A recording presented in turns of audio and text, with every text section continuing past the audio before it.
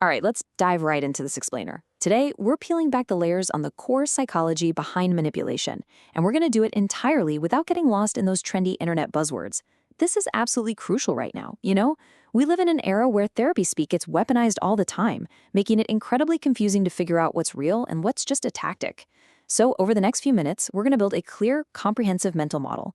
You'll learn how to actually recognize these behaviors, understand exactly why they work, and firmly tell the difference between healthy confidence and hidden control. So you might be wondering, why do incredibly smart people still get manipulated? Well, it's definitely not because they're naive. Not at all. They get fooled because manipulation relies heavily on borrowing the exact appearance of a normal, healthy human connection. That is the fundamental idea to hold on to here. These dynamics rarely look dangerous at first glance. They usually start with shared interests, intense mirroring, and what really feels like genuine vulnerability.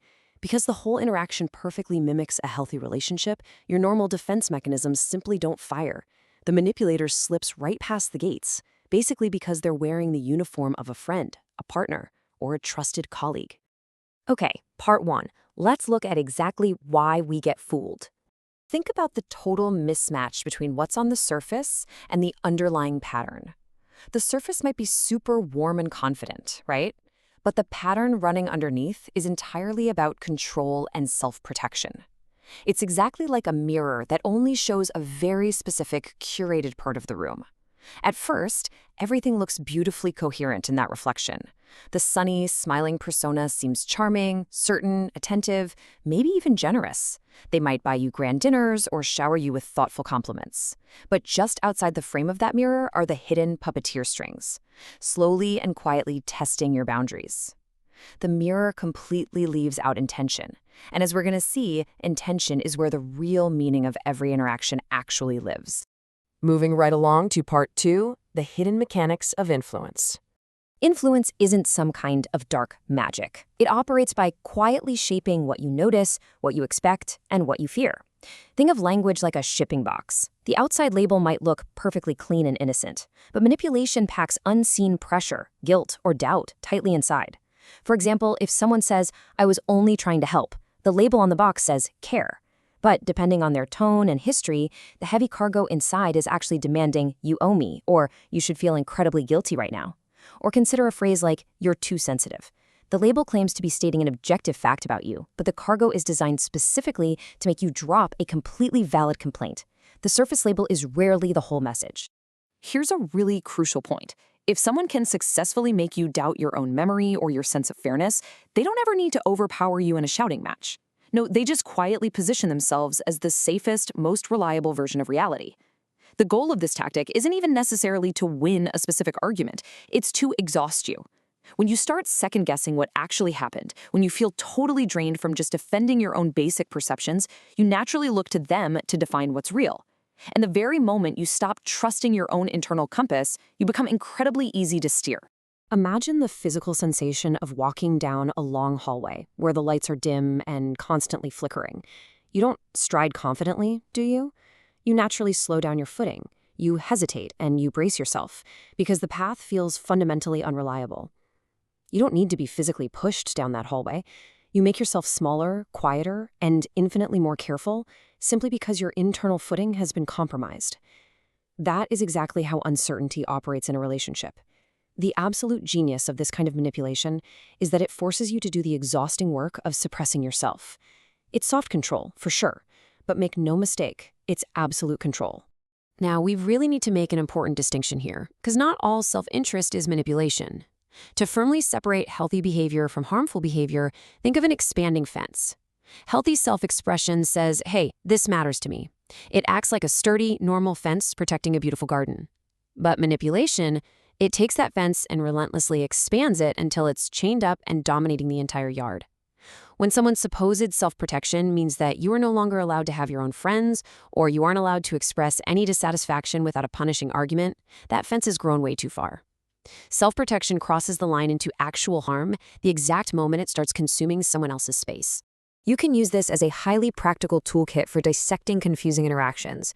If the other person is constantly defining reality, you're looking at a system of influence, not just a normal conflict. Ask yourself, what's being emphasized? Usually that's just the visible story. They might intensely emphasize a minor mistake you made. But what's being avoided? That's the vulnerable truth, like their own betrayal that actually started the fight. Notice what emotion is being triggered. If it's always guilt or fear, well, that's their lever of influence. And, crucially, who is always asked to adjust? If it's always you apologizing, always you modifying your life to keep the peace, the control is landing squarely on you. Which brings us to part 3, the narcissistic defense cycle. Grandiosity is fascinating. It acts exactly like a massive castle wall built not out of sheer strength, but out of pure, unadulterated fear. It's a defense mechanism literally shouting, nothing unsafe gets in and nothing weak gets seen. It's not just simple arrogance. It is vulnerability wearing heavy armor. Underneath that towering, grandiose surface, there's often deeply undigested shame, a profound fear of dependency, and total panic when they aren't being admired. They aren't pushing you away or acting superior because they're strong.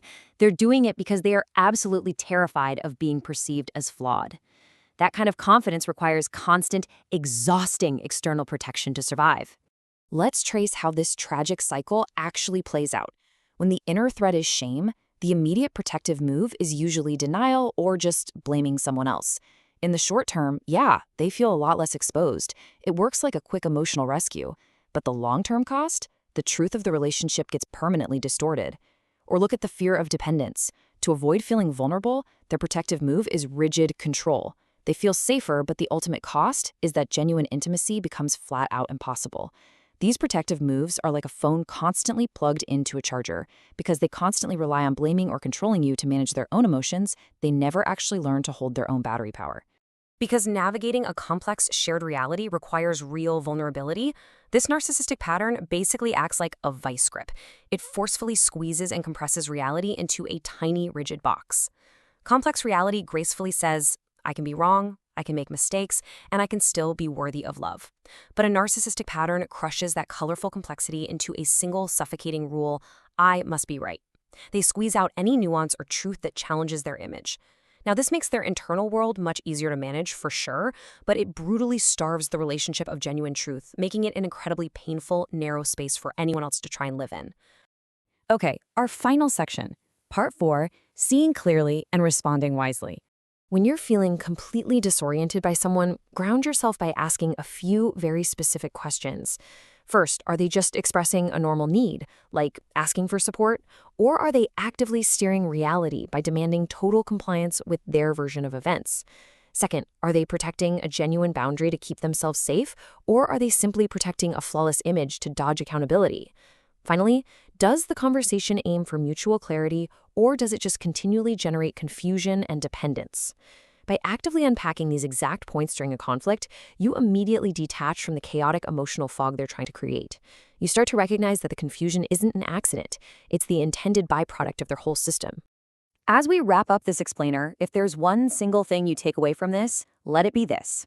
When the warm surface and the controlling motive do not align, you must always believe the pattern, not the performance.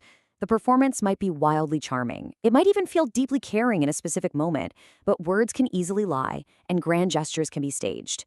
Long-term emotional exhaustion, however, that never lies. If the repeated, undeniable outcome of being around this person is that you feel consistently smaller, constantly doubting yourself, and carrying all the accountability for every single conflict, well, the pattern is telling you the absolute truth. So I want to leave you with one final, vital question to ask yourself the next time you feel caught in the fog of a confusing relationship. What is this behavior actually protecting? When you shift your mindset from agonizing over why are they acting this terribly to me, to objectively asking, what fragile thing is this behavior protecting inside them? Literally everything changes. You stop playing exhausting emotional defense, you stop taking the manipulation personally. Instead, you start seeing the fragile mechanical architecture running right underneath it. And that kind of seeing, that gives you the ultimate power and clarity to navigate your world wisely.